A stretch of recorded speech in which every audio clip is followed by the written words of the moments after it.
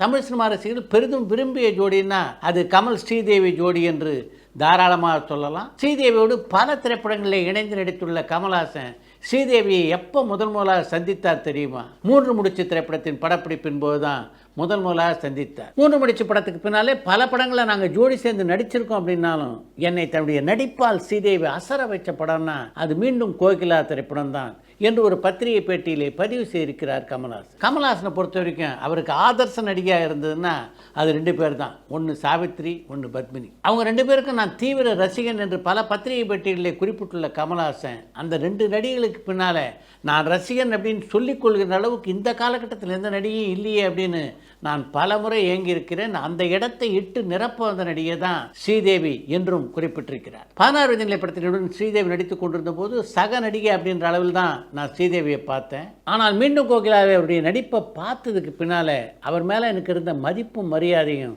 பல மடங்கு உயர்ந்து விட்டது என்று பதிவு செய்திருக்கிறார் கமல்ஹாசன்.